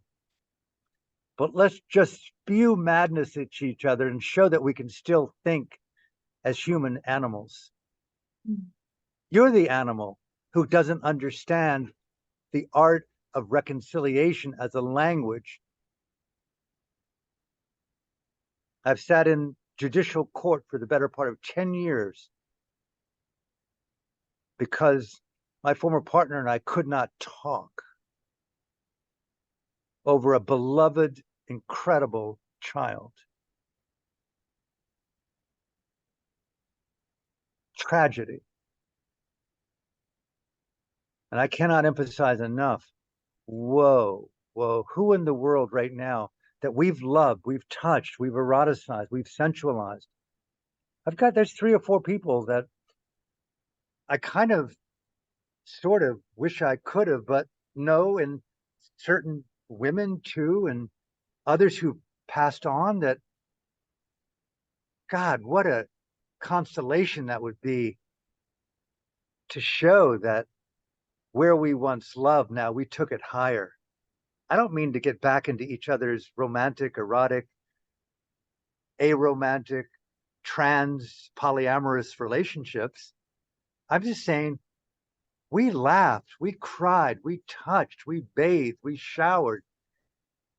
Why can't we laugh and be community again in an attempt at agreed upon prose and poetry and gifts, and at least open the door. Hi, I'm still here. Right? Why? So it sounds radical, but I'm saying sometimes the greatest overlooked healing is not with ourselves, but is with ourselves, with the people that we've loved before they die. And believe me, I've been at the edge of this dying story now for 2.5 years, which you have too. And God, how beautiful it would be just to say hello where there's no conversation. And why? It's vulnerable to be vulnerable, to be rejected. It's better to be right with might than to be rejected with honesty and intimacy. And I think men overlook how hard it is to be vulnerable and intimate, to state the obvious. And I think this is a male-driven war, as most of them are. And whatever that male psyche is, seems to be rooted in the pathology of violence as might is right. And we call that freedom, justice. We call them terrorists. And as Noam Chomsky said, you want to stop terrorism? Stop participating in it. Thank you, Alan. So I'm going to end there and just save the rest of it for the retreat. Other upcoming things, I've got lots of different personal programs. I've got several books. I've mentioned Psychedelic Activism, a love story, an existential love story is a subtitle. And I've got a meditation book coming out called A Meditator's Refuge, 40 years in the making, coming out next month. Again, the retreat at the Sentinel, God willing. Reach out to Dana. Really looking forward to that. It's going to go up in the next month or two.